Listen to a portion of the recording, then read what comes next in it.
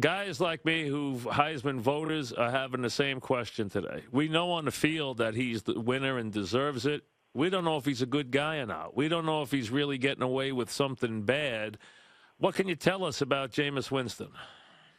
Well, let's start with, Jameis Winston, what we see him in from the media, covering him on a weekly basis here, the window that we're able to look in on him at, through press conferences, through availability, by all accounts, he is a bubbly, charismatic, fun-loving guy, beloved by his teammates. They've really rallied around him from the start of the season. Coaching staff, Jimbo Fisher has shown immense comfort and just really has a lot of faith in Winston as a quarterback, as a person, as a leader.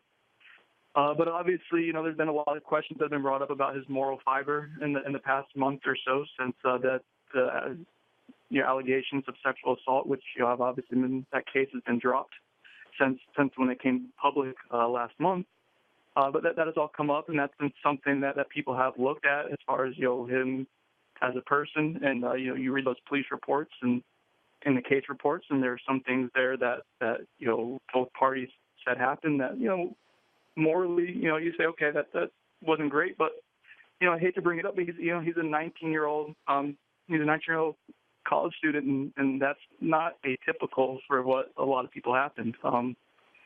Are you comfortable? Are you comfortable, Brendan, from what you know? Are you comfortable with this guy winning the Heisman Trophy? Or do you think we got the wool pulled over our eyes? Or do you think that it's okay that he wins?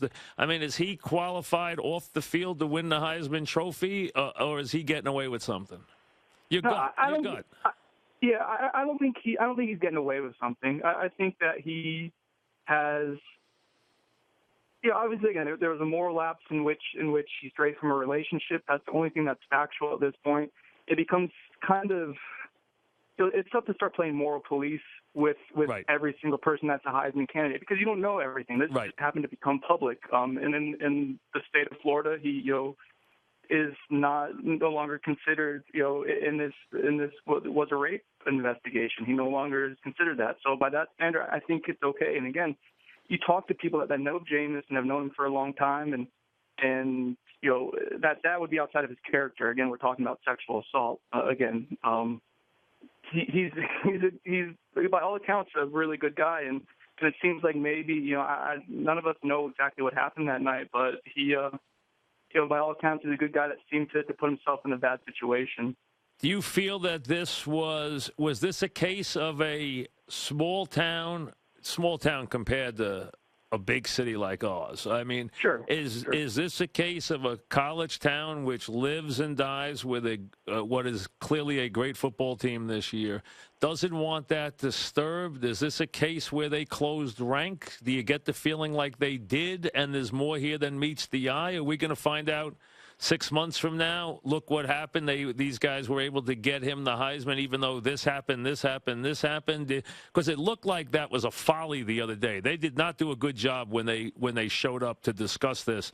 They almost seemed like they thought it was a waste of their time, or they were even almost insincere about the process. But I will agree with you that the whole the Thursday when everything came down with the different press conferences that came out from State Attorney William Megg's press conference to Tim Jansen, Winston's attorney afterwards. It was a circus. It just seemed really surreal and did not seem like there was the magnitude and the gravity of what that situation should have been was not represented well from that case. Now I will say this, Mike, that the State Attorney William Meggs has been known to prosecute Florida State football players in the past. This isn't him taking it easy on someone. They just did not have the evidence to go forward with any kind of trial investigation, anything like that with Winston. And you read through the documents that were there and everything that we saw through public records, and it seems like there wasn't enough. There was too much back and forth. There was discrepancies in the alleged victim stories. I will say this, that the Tallahassee police has come under scrutiny from a lot of different parties for the way they investigated it. Now, that's something you can maybe look at. Right. But in terms of what the state and the state attorney's office did, it wasn't anything swept under the rug. At least it doesn't seem like that. It's just that there wasn't anything enough to say concretely so we can go forward with this. Talking with Brendan Sonnone of the Orlando Sentinel, covers Florida State Seminoles. A big time for them. They're number one team in the country, and rightly so. They've been a tremendous football team this year.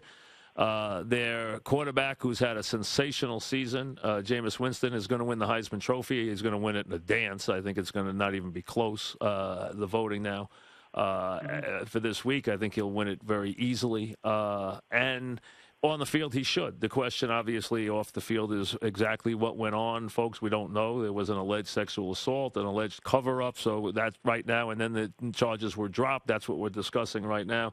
What kind of program does Jimbo Fisher run? Does he run a tight ship? What have you seen about the way they run the program in Tallahassee?